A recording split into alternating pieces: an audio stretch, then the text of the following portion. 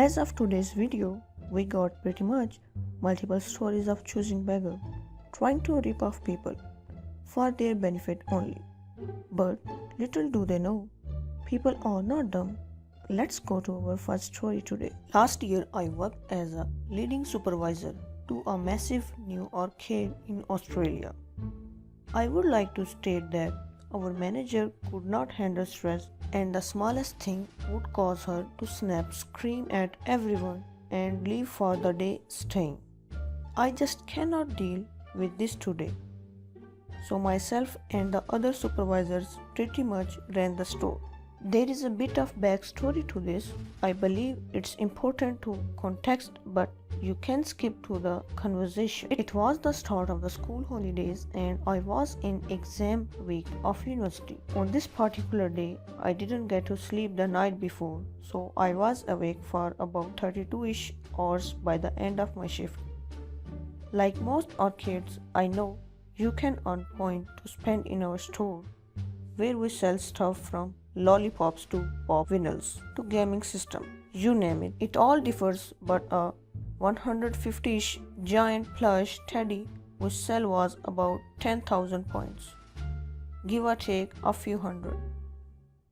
While doing my rounds around the store, I noticed a mother that I would say in an Australian term bogan, and her daughter around 6 to 8 years old, holding up the line at the store. The daughter is crying, holding the big plush, and the woman is red in the face while my other supervisor looks shocked/annoyed. Me, hello, is there a problem? Choosing beggar. This place is a joke. I just wanted to spend my points and buy my daughter this teddy, but we don't have enough apparently. Me, yeah, that's about 10,000 points. What seemed to be problem? Other supervisor. They only have 100-ish points. Trying to hold in my laughter at how this could have possibly happened, the choosing beggar cuts off my supervisor friend. Choosing beggar. Yes, but this was sitting in an area that has 100-point tag on everything, so it has to be 100 points. Me. Yeah, we get a lot of kids that like to move our stuffs around because people don't put it back properly. I would assume some kid just put this back in the wrong area. It's 10,000 points. I am sorry for the confusion. Choosing beggar. Well, that's not my problem. This said 100, so we want it for 100. Me, I am sorry. That's not really how it works. Choosing beggar. What? Well, you can tell my daughter that. She points to her daughter, who is red in the face, crying, clinging to the beer like her life depends on it. I then walk away to get an energy drink. I am pretty flippin' tired by this point. I come back 5 minutes later to the woman still there, the daughter crying, her eyes out, literally clinging to the beer, refusing to put it back. I go into the office with the other supervisor. Me, what's going on? Why is she still here? Other supervisor, we are just trying to figure out what we can do for her. At this point, my patience is gone.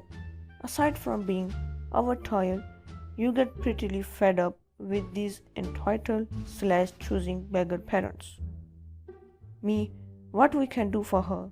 Tell her to flip off. We are not giving her that goddamn bear for 100 points. I shrugged my shoulders, decided I am done, and let the other supervisors deal with it. To my knowledge, she sent in a complaint to the manager and she didn't get the bear. If you like the content, subscribe to my channel. So some context. I am working my first real job as a sophomore in high school as a busboy in a restaurant over the summer. The restaurant was kind of touristy, marked in the town, and got really crowded on weekends. I have been there where waits have been up to 2 hours long. Side note, I recommended everyone work in customer services at least once in their life to really get a sense as to how stupid some people can be. So it's a Saturday afternoon, the restaurant is packed and in walks this woman and her family, her husband, her 4 kids and 2 grandparents. This is the conversation that followed. All the staff heard it either firsthand or later in their shift. I was lucky enough to have front row seats for the entire thing. M. Manager. H. Hostess. CM. Choosing beggar mom. CD. Choosing beggar dad. Me. Choosing beggar mom. Hi. I would like to get a table for 8 people please. And one of those 8 will need to be a high chair. Hostess. Okay. We are pretty crowded right now and have a bit of wait list.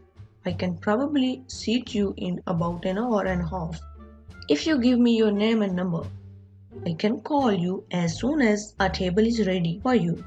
Granted, this is a long period of time to wait for a table, but choosing beggar mom's reaction was absurd.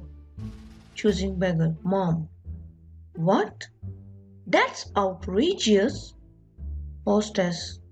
Yes, ma'am, I'm very sorry, but it's the best I can do. Choosing beggar mom. Well, what about that table? She's pointing towards a small table in the corner of the restaurant. It's meant to sit 4 people, maybe 5 if you squeeze. The restaurant was also rather small, and with the crowd so big, the restaurant was packed pretty tight. Hostess. The table is meant to sit 4 people. You or party would not fit at the table, especially since we are so crowded. Choosing beggar dad. Oh, we don't care. Just sit us there now. Hostess, I'm afraid I can't do that. It's at this point they start asking for manager. The hostess obliges and invokes my manager, who's already heard the whole thing. Manager, sir, I understand your frustration, but there's nothing I can do. Choosing beggar dad. It's fine. Just sit is there and we can figure out the sittings ourselves. My manager shrugs and decides to let them give it a go. Definitely knowing the results, they go to sit down and immediately have trouble trying to fit and maneuver everyone into a comfortable sitting position.